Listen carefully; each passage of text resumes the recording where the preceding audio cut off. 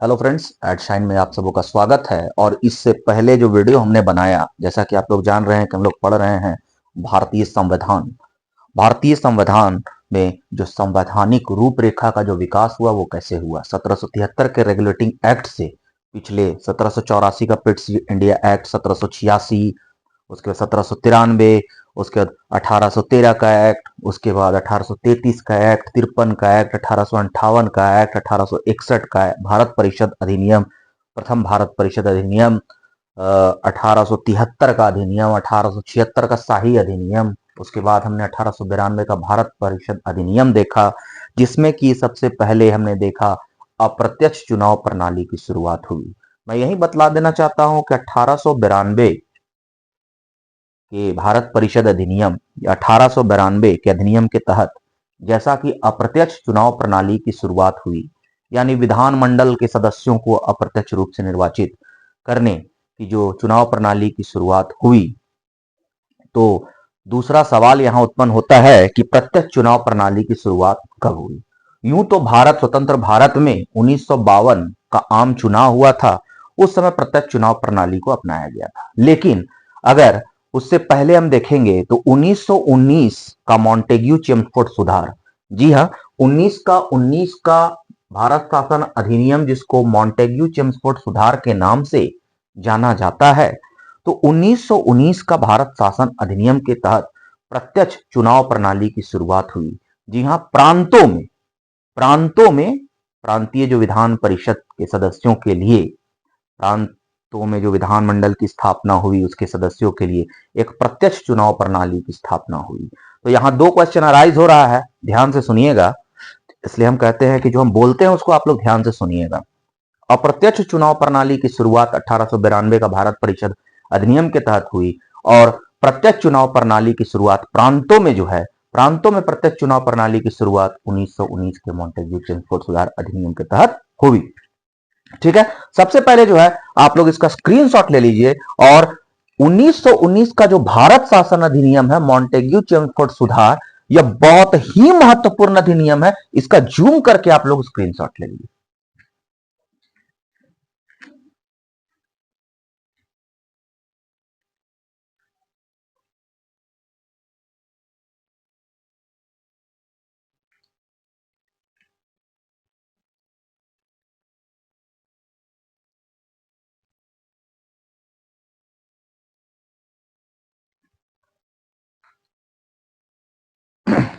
उम्मीद है सबों ने स्क्रीनशॉट ले लिया होगा। तो चलिए बिना वक्त गंवाए, ठीक है, 1900 हमने पिछले क्लास में जो हमने समाप्त किया था अप्रत्यक्ष चुनाव प्रणाली की शुरुआत, आपका जाकर 1892 का भारत परिषद अधिनियम, जिसमें अप्रत्यक्ष चुनाव प्रणाली की शुरुआत हुई, और विधानमंडल के सदस्य जो थे वो बजट पर अपने विचार रख सकते थे, वाद विवाद रख सकते थे, प्रश्न पूछ सकते थे। यहां तक हम लोग पढ़े थे, ठीक है। अब 1909 का जो मार्ले मिंटो एक्ट, 1909 का जो भारत सुधार अधिनियम आया, उसमें जो भी अप्रत्यक्ष चुनाव प्रणाली रही, ठीक, पहला 1919 में जाके प्रत्यक्ष चुनाव प्रणाली की शुरुआत प्रांतों में हुई, ठीक। अब जो विधानमंडल के सदस्य बजट पर बहस कर सकते थे वो भी 1909 का पार्लियामेंट एक्ट में रहा, अपने विचार प्रकट कर सकते थे वो भी रहा, ठीक है, प्रश्न पूछ सकते थे वो भी रहा। 1892 के भारत परिषद अधिनियम में उन्हें पूरक प्रश्न पूछने की व्यवस्था नहीं दी गई। अब 1909 का पार्लियामेंट एक्ट में वो सबसे पहला बात क्या है कि पूरक प्रश्न पूछने का अधिकार उनको मिल गया, तथा पब्लिक हित का, सार्वजनिक हित का या लोकहित के विषय का प्रस्ताव वो विधानमंडल में ला सकते थे, उस पर भी प्रश्न पूछ सकते थे, पूरक प्रश्न पूछ सकते थे। ठीक है, क्लियर हो गया। चलिए, तो वही है, हमने सबसे पहले पिछले अधिनियम से आपको जोड़ के बता दिया इसमें कि ये वाला लाइन को हमने पहले बता दिया। देखिए, बजट पर विचार, प्रश्न पूछने के साथ पूरक प्रश्न पूछने का अधिकार दिया गया। किसको दिया गया? तो विधानमंडल के सदस्यों को। विधानमंडल के सदस्य किससे प्रश्न पूछेंगे?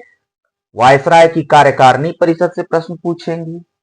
उसके बाद बजट प्रस्ताव लाने का भी उनको अधिकार दिया गया। सार्वजनिक हित के विषय पर भी प्रस्ताव रखने का अधिकार दिया गया। ठीक है। हाँ, और सबसे महत्वपूर्ण इसमें एक सवाल जो पूछा जाता है कि वायसराय की कार्यकारिणी परिषद में, जी हां, वायसराय की कार्यकारिणी परिषद जिसमें कितने सदस्य थे?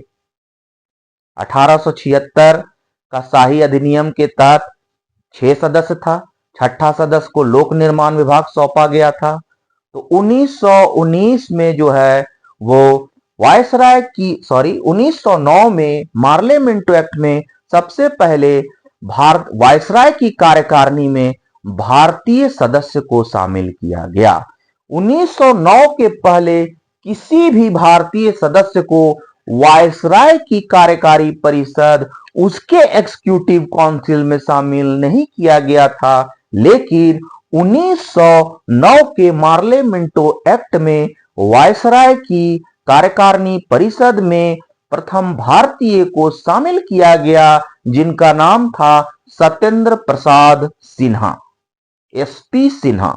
सत्येंद्र प्रसाद सिन्हा क्वेश्चन खूब पूछे जाते हैं कि पहला भारतीय जो वायसराय की कार्यकारिणी परिषद में शामिल किया गया वो सत्येंद्र प्रसाद सिन्हा थे 1909 के मार्लेमेंटो एक्ट के तहत। फिर से हम बता दें पूरे पॉइंट को, इस एक्ट के तहत, ठीक है, अप्रत्यक्ष चुनाव प्रणाली रही, ठीक है, और बजट पर वाद विवाद का अधिकार भी बना रहा, प्रश्न पूछने का अधिकार भी बना रहा। अब बजट का प्रस्ताव लाने, पूरक प्रश्न पूछने का अधिकार भी हो गया।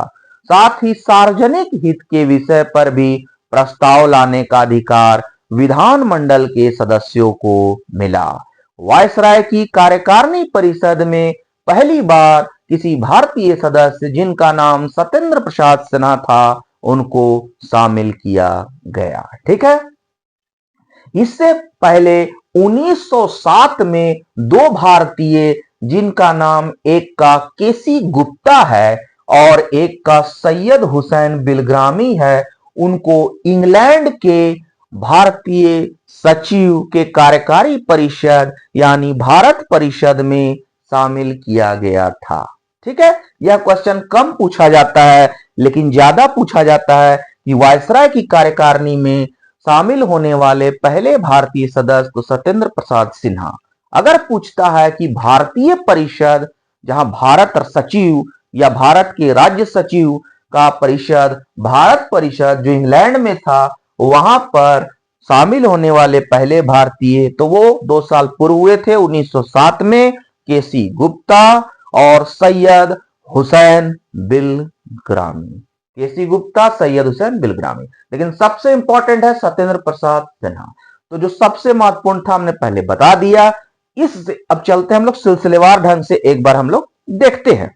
इसके अलावा एक महत्वपूर्ण जो है 1909 का मार्लेमेंटो एक्ट या मार्लेमेंटो सुधार में वो सबसे है कि इस एक्ट के तहत मुस्लिमों के लिए पृथक निर्वाचन मंडल की व्यवस्था की गई। जो अप्रत्यक्ष चुनाव प्रणाली की शुरुआत हुई थी 1892 का भारत परिषद अधिनियम में, जिसमें विधानमंडल के सरकारी सदस्य और गैर सरकारी सदस्य जो थे, गैर सरकारी सदस्य को वायसराय द्वारा मनोनीत किया जाना था, जबकि सरकारी सदस्य जो है प्रांतों के विधान परिषद द्वारा उनको चुना जाना था। उसमें से अबर जो है 1909 का मार्लेमेंटो एक्ट में सबसे महत्वपूर्ण बात यह किया गया कि मुस्लिमों के लिए एक पृथक निर्वाचन मंडल की व्यवस्था की गई। सबसे ज्यादा सवाल यही पूछा जाता है कि किस एक्ट के तहत मुसलमानों के लिए पृथक निर्वाचन मंडल की व्यवस्था की गई। यानी विधानमंडल का अगर कोई मुस्लिम सदस्य है तो उसका चयन मुस्लिम मतदाता ही करेंगे। यानी मुस्लिम सदस्य का चयन जो है, मान लीजिए विधानमंडल है उसमें 60 सदस्य है, 60 में 10 मुस्लिम सदस्य हैं, ठीक है, तो 10 जो मुस्लिम सदस्य रहेंगे उसका चुनाव जो है वो मुस्लिम मतदाता ही करेंगे। तो पृथक निर्वाचन मंडल की व्यवस्था की गई, यानी सांप्रदायिकता को वैधानिक रूप दिया गया। इसीलिए मिंटो को, लॉर्ड मिंटो जो उस समय भारत का वायसराय था, उसको सांप्रदायिक निर्वाचन का जनक कहा जाता है। हमने महत्वपूर्ण बात बता दी। अब हम लोग फिर से चलते हैं सिलसिलेवार ढंग से। 1909 का भारत परिषद अधिनियम, जिसको मार्ले मिंटो सुधार कहा जाता है, इसमें जो मार्ले है, लॉर्ड मार्ले, वो भारत का राज्य सचिव होता है इंग्लैंड में। ठीक है, इंग्लैंड के कैबिनेट में उसे भारत का राज्य सचिव का दर्जा प्राप्त है। ठीक है, मार्ले को। और जो मिंटो होता है वो भारत का वायसराय होता है।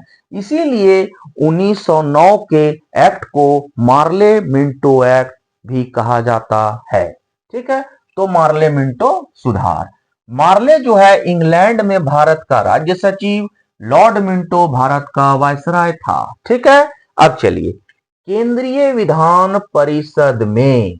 अब जैसे पिछले 1892 का भारत परिषद अधिनियम में हमने देखा था कि विधान परिषद जो केंद्रीय था उसको सदस्यों की संख्या जो है लगभग 16 थी। ठीक है, वो कहीं मिलता नहीं है लेकिन 16 थी।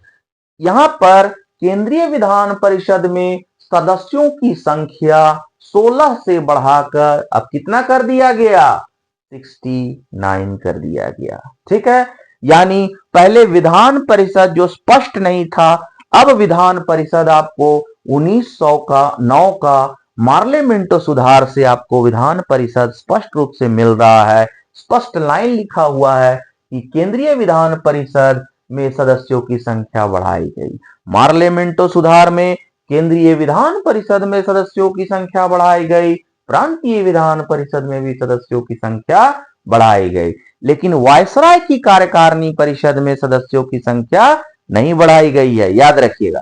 ठीक है, केंद्रीय विधान परिषद में सदस्यों की संख्या 16 से बढ़ाकर 69 कर दिया गया। 69 में कुछ सरकारी था, कुछ गैर सरकारी था। ठीक, 37 शासकीय सरकारी था। 69 में 37 घटा दीजिए। ठीक है, 37 घटा दीजिए, बचा 32। 32 गैर सरकारी था। ठीक है, पहला पॉइंट 1909 का मार्ले मिंटो एक्ट। मार्ले जो था वो भारत का राज्य सचिव था। मिंटो जो था वो क्या था, वायसराय था भारत का। ठीक, केंद्रीय विधान परिषद की सदस्य संख्या 16 से बढ़ाकर 69 कर दी, जिसमें कुछ सरकारी थे, कुछ गैर सरकारी थे। सरकारी 37 थे, 32 गैर सरकारी थे। गैर सरकारी में 5 सदस्य वायसराय द्वारा मनोनीत होते थे। निर्वाचित केवल कितने थे, 27। केवल 27 सदस्य जो थे वो निर्वाचित थे। जिस प्रकार केंद्रीय विधान परिषद में सदस्यों की संख्याएं बढ़ाकर 16 से 69 कर दी गई, उसी प्रकार जो है प्रांतीय विधान परिषदों के सदस्यों की संख्या भी बढ़ाई गई। अधिकांश जगह 50 था, जो छोटे प्रांतीय विधान परिषद थे वहां 30 था। कोई जरूरी नहीं है इसको याद रखना। याद रखिए, बहुत ज्यादा याद रखिएगा तो केंद्रीय विधान परिषद की सदस्य संख्या बढ़ाई गई और प्रांतीय विधान परिषद के सदस्य संख्या की बढ़ाई गई। थोड़ा और बढ़ के तो केंद्रीय विधानसभा के सदस्यों की संख्या 16 से बढ़ाकर 69 कर दिया गया। ठीक, उसमें कुछ निर्वाचित थे, जिसमें 27 निर्वाचित है। ठीक है, इलेक्टेड है, हमने लिख दिया डाटा, लेकिन 27 निर्वाचित, इसको याद रखिएगा। ठीक है, चलिए अब निर्वाचन आप पूछिएगा, थोड़ा सा हम इसको डेप्थ में गए हैं थोड़ा सा कि निर्वाचन आखिर कैसे होता था विधानमंडल सदस्यों का।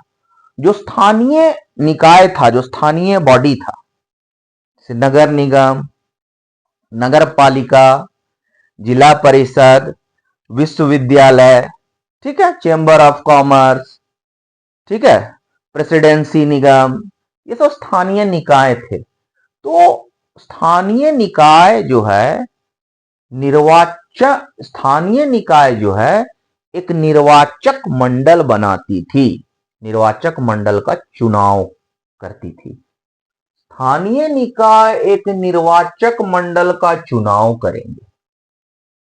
ठीक, स्थानीय निकाय जो लोकल बॉडीज था निर्वाचक मंडल का चुनाव करेंगे। वो निर्वाचक मंडल प्रांतीय विधानसभा के सदस्यों का चुनाव करेंगे और सभी प्रांतीय विधानसभा के सदस्य जो है वो केंद्रीय विधानसभा के सदस्य का निर्वाचन करेंगे। इसीलिए कहा गया है अप्रत्यक्ष चुनाव प्रणाली। लेकिन प्रांतों में प्रत्यक्ष चुनाव प्रणाली की शुरुआत 1919 के मॉन्टेग्यू चेम्सफोर्ड में कर दी गई थी। ठीक है, और 1892 से अप्रत्यक्ष चुनाव प्रणाली चली। तो केंद्रीय विधान परिषद में सदस्यों की संख्या 16 से बढ़ाकर 69 कर दिया। 69 में 27 निर्वाचित होते थे। स्थानीय निकाय एक निर्वाचक मंडल का चुनाव करेंगे और वही निर्वाचक मंडल जो है प्रांतीय विधानसभा के सदस्यों का और वही केंद्रीय विधानमंडल के सदस्यों का निर्वाचन करेगी। ठीक, सबसे महत्वपूर्ण निर्वाचन मंडल हो गया। इस तरह से 3 पृथक पृथक अलग अलग निर्वाचन मंडल की व्यवस्था की गई। एक साधारण निर्वाचन मंडल, साधारण निर्वाचन मंडल, एक वर्ग विशेष जैसे मुस्लिमों के लिए किया गया निर्वाचक मंडल और एक विशेष निर्वाचक मंडल।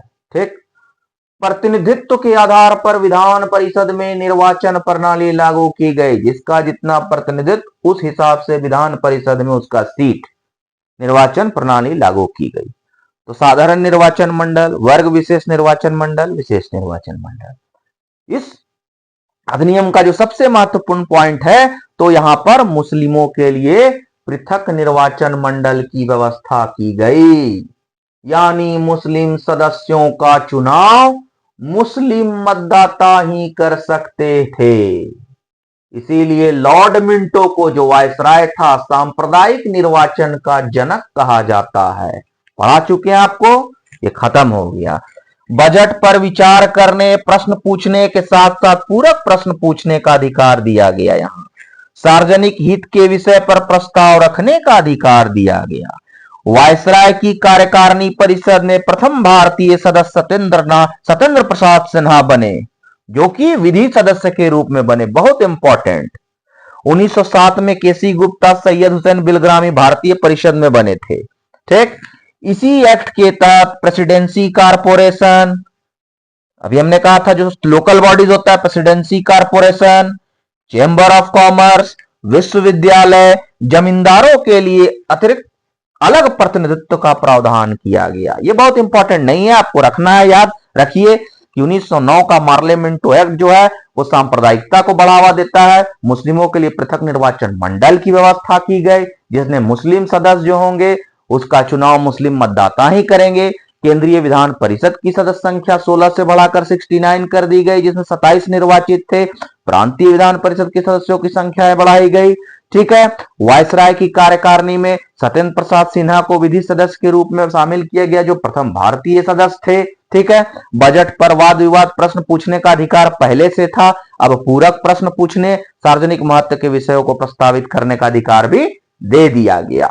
ठीक है, बस यही इंपॉर्टेंट है। लास्ट वाला इंपॉर्टेंट लाइन नहीं है, नहीं याद रहेगा, छोड़ दीजिए। 1909 का मार्लियामेंट एक्ट खत्म हो गया। भाई 1919 का मॉन्टेग्यू चेम्सफोर्ड सुधार, 1919 का मॉन्टेग्यू चेम्सफोर्ड सुधार अब प्रांतों में प्रत्यक्ष चुनाव की बात करता है। ठीक है, इसका सबसे महत्वपूर्ण है कि अभी तक आप देख रहे थे कि केंद्रीय विधान परिषद के सदस्यों की संख्या 16 से बढ़ाकर 69 कर दी गई।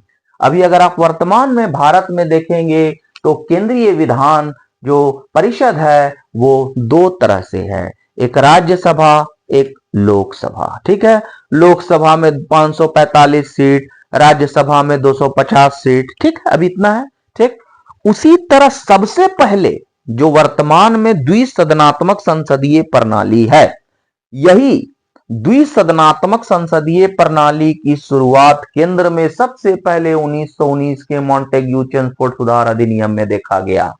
तो हमने लिखा है, इसमें भी मॉन्टेग्यू भारत सचिव है और चेम्सफोर्ड वायसराय है। ठीक है, तो केंद्र में द्विसदनात्मक व्यवस्था की गई और प्रांतों में द्वैध शासन की व्यवस्था की गई। बस यही 2 पॉइंट है, स्क्रीनशॉट जूम करके उसका अलग से ले लीजिए।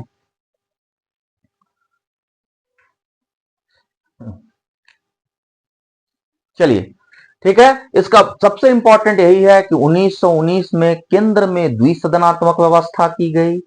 यानी कि ये केंद्रीय विधान परिषद जो हम लिख रहे हैं उसको 2 सदन में बांट दिया, एक उच्च सदन, एक निम्न सदन। उच्च सदन को राज्य परिषद कहा गया, जो अभी राज्यसभा है, और निम्न सदन को केंद्रीय विधानसभा कहा गया, जो लोकसभा है। ठीक है, आपको याद रखना है राज्यसभा, राज्य परिषद और विधानसभा, केंद्रीय विधानसभा। ठीक है, तो केंद्र में द्विसदनात्मक व्यवस्था अपनाई गई। राज्य परिषद, केंद्रीय विधानसभा। राज्य परिषद की सदस्य संख्या 60 थी और केंद्रीय विधानसभा की सदस्य संख्या 145 थी। राज्यसभा के, राज्य परिषद के सदस्यों की संख्या 60 में से निर्वाचित कितने थे? तो 34 निर्वाचित थे। ठीक, जब 34 निर्वाचित रहेगा तो मनोनीत कितना रहेगा? 60 में 34 घटा दीजिए, 26। एक चीज आपको याद रखना है, एक ही चीज। ठीक है, राज्य परिषद में सदस्यों की संख्या 60, जिसमें 34 निर्वाचित। ठीक है, निर्वाचित। निर्वाचन पद्धति बता चुके हैं केंद्र में हम। स्थानीय निकाय निर्वाचन मंडल का चुनाव करेगी, वही निर्वाचन मंडल प्रांतीय विधानसभा के सदस्यों का चुनाव करेगा और प्रांतीय विधानसभा के सदस्य जो है क्या करेंगे? केंद्रीय विधानसभा के सदस्यों का चुनाव करेंगे। ठीक, ठीक है। राज्य परिषद, द्विसदनात्मक व्यवस्था, राज्य परिषद, केंद्रीय विधानसभा। राज्य परिषद में कुल सदस्य 60, इधर विधानसभा, केंद्रीय विधानसभा में 145, इसमें निर्वाचित 34 और मनोनीत 26, और इसमें निर्वाचित 104 और मनोनीत 145 में 104 घटा दीजिए। ठीक है, 41 हो जाएगा। 41 मनोनीत। हाँ, राज्य परिषद में कुल सदस्यों की संख्या 60, निर्वाचित 34, मनोनीत 26। केंद्रीय विधानसभा में 145 कुल सदस्यों की संख्या, जिसमें निर्वाचित 104, तो घटा दीजिए 145 में 104, हो जाएगा आपका 41 मनोनीत। जो राज्य परिषद उच्च सदन है उसका सदस्यों का कार्यकाल 5 वर्ष, जो अभी लोकसभा सदस्यों का होता है, और केंद्रीय विधानसभा के सदस्यों का कार्यकाल 3 साल, 3 वर्ष। ठीक है, क्लियर है? इतना दूर क्लियर है। तो 1919 का मॉन्टेग्यू चेम्सफोर्ड सुधार अधिनियम में जो है केंद्र में द्विसदनात्मक व्यवस्था स्थापित कर दी गई। यानी कि अब आपको विधान परिषद पूरी तरह क्लियर हो गया, राज्य परिषद और केंद्रीय विधानसभा के रूप में। ठीक है, प्रांतों में द्वैध शासन की स्थापना की गई। द्वैध शासन का मतलब है प्रांतीय विषय को 2 तरह से शासित करने का काम किया गया, बांट दिया गया। एक आरक्षित विषय कर दिया गया, एक हस्तांतरित विषय कर दिया गया। आरक्षित विषय जो है उसका शासन गवर्नर जो है अपनी कार्यकारी परिषद से करता था। आरक्षित विषय में पुलिस हो गया, वित्त हो गया, फिनांस, भूमि कर हो गया, छापा खाना हो गया, क्रिमिनल ट्राइब्स हो गए। तो ये सब का जो है आरक्षित विषय, उनका प्रशासन डायरेक्ट प्रांतों में गवर्नर और उसकी परिषद करती थी, एग्जीक्यूटिव काउंसिल, कार्यकारी परिषद। लेकिन जो हस्तांतरित विषय थे, जैसे शिक्षा, पुस्तकालय, संग्रहालय, ठीक है, इस तरह का जो विषय था, उस हस्तांतरित विषय, उसका प्रशासन गवर्नर खुद नहीं करता था, अपितु विधान परिषद के जो मंत्री थे, जो उत्तरदायी भारतीय मंत्री थे, वहां उत्तरदायी जो मंत्री जो भी थे चुने हुए, उनके द्वारा किया जाता था। तो यही था प्रांतों में द्वैध शासन। प्रांतों में द्वैध शासन को फिर अगला 1935 के अधिनियम के तहत समाप्त कर दिया गया। याद रखिएगा, केंद्र में द्विसदनात्मक व्यवस्था, राज्य परिषद, केंद्रीय विधानसभा। ठीक है, अभी राज्य परिषद और केंद्रीय विधानसभा में कुछ अंतर था क्या? एक अंतर था, बजट या कोई वित्त विधेयक, वो राज्य परिषद को से कोई मतलब नहीं था। बजट या वित्त विधेयक केवल केंद्रीय विधानसभा द्वारा ही स्वीकृत की जा सकती थी। वही लिखे, दोनों में अंतर केवल यह था कि वित्त विधेयक या बजट की स्वीकृति का अधिकार निचले सदन को था, यानी विधानसभा को। ठीक, वायसराय अभी भी अध्यादेश जारी कर सकता था, जो 1861 का भारतीय परिषद अधिनियम में था। उसको अभी भी वीटो करने का अधिकार था, किसी भी निर्णय को नहीं मानने का अधिकार था। ठीक, तो ये वायसराय का अध्यादेश वीटो का अधिकार बना रहा।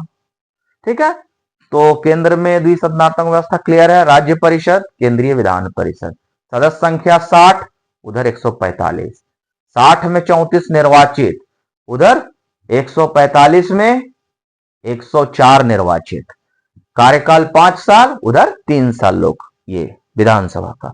प्रांतों में द्वैध शासन की व्यवस्था की गई, बता चुके हैं। आरक्षित विषय जैसे पुलिस, राजस्व, भूमिकर, छापाखाना इत्यादि का प्रशासन गवर्नर अपनी कार्यकारिणी परिषद से करेगा, जबकि हस्तांतरित विषय का प्रशासन जैसे शिक्षा, स्वास्थ्य, पुस्तकालय, संग्रहालय वो उत्तरदायी भारतीय मंत्रियों के तहत किया जाएगा। इसको 1935 के तहत समाप्त कर दिया गया। एक क्वेश्चन पूछा जाता है कि द्वैध शासन के जनक कौन थे? इस तरह का द्वैध शासन, डुअल गवर्नमेंट, डबल गवर्नमेंट जो होता है, द्वैध शासन, हाँ, कुछ विषय को अपने लिए रख लिए, कुछ विषय को मंत्री को दे दिए कि आप देखिए उसको, कुछ विषय को हम अपने कार्यकारिणी परिषद से देखेंगे। तो इसका कौन था जनक? क्वेश्चन आता है, इसका जनक है कार्टियस, पूरा नाम है लियोनस कार्टियस। ठीक है, लिख लीजिए, याद कर लीजिए, कार्टियस, द्वैध शासन का जनक लियोनस कार्टियस। ठीक है, लियोनस कार्टियस। ठीक है, द्वैध शासन के जनक लियोनस कार्टियस। चलिए, अब प्रांत यही था मेन, केंद्र में द्विसदनात्मक व्यवस्था और प्रांतों में द्वैध शासन, जो 1935 के अधिनियम के तहत समाप्त कर दिया गया। प्रांतों में प्रत्यक्ष चुनाव प्रणाली अपनाई गई, बता चुके हैं, डायरेक्ट चुनाव होता था। 1919 के मॉन्टेग्यू चेम्सफोर्ड सुधार में सबसे महत्वपूर्ण बात, प्रांतों में प्रत्यक्ष चुनाव प्रणाली तो अपनाई गई, पहली बार महिलाओं को भी मताधिकार दिया गया। बहुत महत्वपूर्ण सवाल, आंसर पूछा जाता है। सबसे पहले महिला, जैसे इंग्लैंड में महिलाओं को कब अधिकार मिला, वयस्क मताधिकार? पूरी तरह 1930 में मिला। उसी तरह भारत में सीमित रूप में अभी महिलाओं को अधिकार मिला, लेकिन महिलाओं को मताधिकार 1919 के मॉन्टेग्यू चेम्सफोर्ड सुधार अधिनियम के तहत दिया गया, जिसमें कुछ सीमित उनको संपत्ति की आवश्यकता थी, कुछ प्रॉपर्टी चाहिए, और कुछ बढ़िया शिक्षित महिला ही जो है वो मताधिकार कर सकती थी। तो प्रांतों में प्रत्यक्ष चुनाव प्रणाली अपनाई गई। ठीक है, महिलाओं को मताधिकार दिया गया, कुछ एजुकेशन और संपत्ति चाहिए था। अब देखिए, 1909 के पार्लियामेंटो सुधार में मुस्लिमों के लिए पृथक निर्वाचन मंडल की व्यवस्था को अपनाया गया। अब फूट डालो और राज करो की नीति के तहत मुसलमान के अलावा औरों को के लिए भी पृथक निर्वाचन मंडल का विस्तार किया गया। तो उसमें किसको किसको जोड़ा गया? सिखों को जोड़ा गया, भारतीय क्रिश्चियन जो थे, जो कई आदिवासी ट्राइब्स जो हैं वो ईसाई धर्म अपना चुके थे, तो उनको शामिल किया गया पृथक निर्वाचन मंडल में। मतलब सिखों को, भारतीय ईसाइयों को, आंग्ल भारतीयों को और यूरोपियों को शामिल किया गया। आंग्ल भारतीय मतलब जो अंग्रेज थे लेकिन भारतीय बन चुके थे, आंग्ल भारतीय। ठीक है, यूरोपीय को शामिल किया गया। ठीक, या आंग्ल भारतीय में आप उनको भी रख सकते हैं जो भारत के थे लेकिन सिटीजनशिप जो है वो अंग्रेज लोग का था। ठीक है, अब प्रांतों में प्रत्यक्ष चुनाव प्रणाली अपनाई गई। सांप्रदायिक निर्वाचन मंडल में सिखों, देखिए, भारतीय ईसाइयों, आंग्ल भारतीयों, यूरोपियों को भी शामिल किया गया।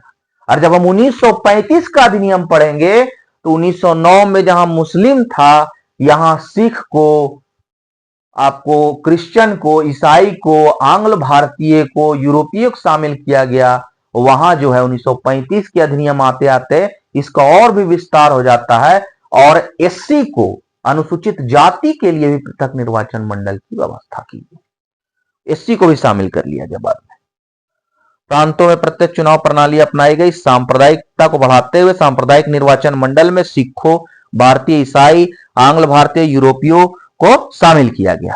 पूरा सेंटेंस नहीं लिखे हैं, बोर्ड में कमी हो जाता है वर्ड लिखने में। ठीक है, महिलाओं को ही मताधिकार दिया गया, सीमित मताधिकार, लेकिन 1919 का मॉन्टेग्यू चेम्सफोर्ड सुधार अधिनियम के तहत महिलाओं को मताधिकार दिया गया।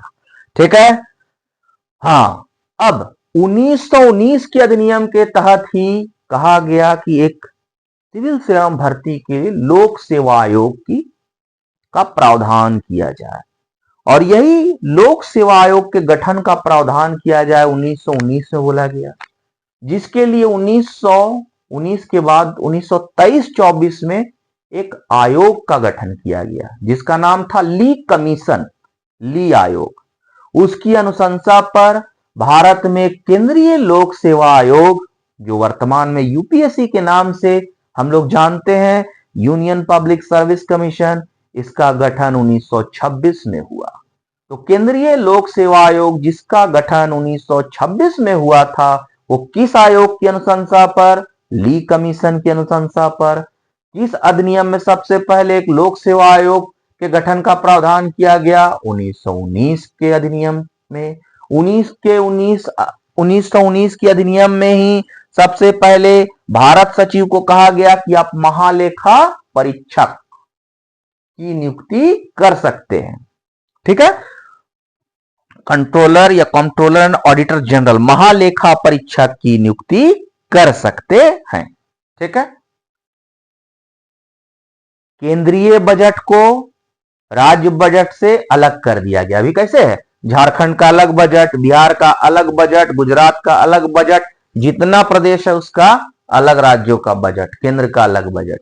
तो ये 1919 के मॉन्टेग्यू चेम्सफोर्ड सुधार अधिनियम में आया था, इसलिए कह रहे हैं बहुत महत्वपूर्ण अधिनियम है, सारे पॉइंट को दिमाग में रखना है। केंद्रीय लोक सेवा आयोग के गठन का प्रावधान था, महालेखा परीक्षक की नियुक्ति का प्रावधान किया गया कि भारत सचिव कर सकते हैं, उसके केंद्रीय बजट को राज्य बजट से अलग कर दिया गया, महिलाओं को जो है वो मताधिकार जो है पहली बार दिया गया यहीं पर, और वायसराय की एग्जीक्यूटिव जो काउंसिल थी, कार्यकारिणी परिषद, जिसमें सत्येंद्र प्रसाद सिन्हा को 1909 के पार्लियामेंट एक्ट के तहत भारतीय सदस्य के रूप में शामिल किया गया था पहली बार उस और इस एक्ट में वायसराय की कार्यकारिणी परिषद में जो 6 सदस्य थे उसमें अब कर दिया 3 भारतीय अनिवार्य होना चाहिए।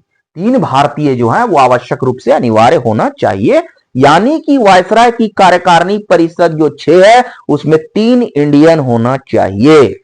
केवल आपको जाकर ये 3 भारतीय होना आवश्यक है इसके कार्यकारी परिषद में। ठीक है, केवल जो इसका मुख्य सेनापति है उसको छोड़कर, कार्यकारी परिषद में जो मुख्य सेनापति है उसको छोड़कर जो है वो 3 भारतीय होना चाहिए। ठीक है, तो 1919 का मॉन्टेग्यू चेम्सफोर्ड सुधार अधिनियम में सबसे महत्वपूर्ण क्या हमने देखा, केंद्र में द्विसदनात्मक व्यवस्था आ गया, क्लियर हो गया विधान परिषद, राज्य परिषद, केंद्रीय विधानसभा 60 सदस्य और एक में 145 सदस्य। ठीक, कार्यकाल 5 साल और केंद्रीय विधानसभा का 3 साल। राज्य परिषद में निर्वाचित 34, इधर कितना निर्वाचित, एक, इधर 145 में से आपका 104 निर्वाचित। तो केंद्रीय विधानसभा, प्रांतों में द्वैध शासन की व्यवस्था की गई, आरक्षित विषय, हस्तांतरित विषय, लेकिन प्रांतों में द्वैध शासन की व्यवस्था को 1935 के अधिनियम के तहत समाप्त कर दिया गया। ठीक है, प्रांतों में प्रत्यक्ष निर्वाचन प्रणाली अपनाई गई, सांप्रदायिकता को बढ़ाकर उसमें सिख, आंग्ल भारतीय, यूरोपीय भारतीय, ईसाई को शामिल किया गया। बाद में 1935 में एससी को भी शामिल किया गया। उसके बाद महिलाओं को मताधिकार दिया गया, लोक सेवा आयोग के गठन का प्रावधान किया गया, महालेखा परीक्षक का प्रावधान किया गया, केंद्रीय बजट को राज्य बजट से अलग कर दिया गया, वायसराय की कार्यकारिणी परिषद जो है उसमें 3 भारतीय जो है उसको अनिवार्य कर दिया गया। उम्मीद कर रहे हैं कि 1909 का मार्लियामेंटो सुधार और 1919 का मॉन्टेग्यू चेम्सफोर्ड सुधार जो है वो आप लोगों को बहुत अच्छे तरीके से जो है वो समझ में आ गया होगा, और बहुत सारे तथ्य जो हैं आपके मना मस्तिष्क पर जो है पूरी तरह से बैठ गए होंगे, और मुझे नहीं लगता है इससे ज्यादा जो है इसमें पढ़ने की आवश्यकता है। क्वेश्चन जो है पूछे जाते हैं इन्हीं से पूछे जाएंगे आपको। अब किसी में परीक्षा में अगर हो सकता है इधर से उधर क्वेश्चन कर दिया गया हो तो उसमें आपको दिमाग नहीं लगाना है, बस इतना जो मैटर हमने दिया है 1909 और 1919 के मॉन्टेग्यू चेम्सफोर्ड सुधार अधिनियम में, इससे ज्यादा परीक्षा में नहीं पूछे जाएंगे किसी भी कॉम्पिटिटिव एग्जाम में। ठीक है, चलते हैं, तो मिलते हैं दोस्तों नेक्स्ट वीडियो में। नेक्स्ट वीडियो में हम 1935 का भारत शासन अधिनियम लेकर आ रहे हैं और 1947 का स्वतंत्रता अधिनियम, इसके पश्चात जो संवैधानिक सुधार का चैप्टर है वो समाप्त हो जाएगा। चलते हैं, शुभ रात्रि, जय हिंद, जय भारत।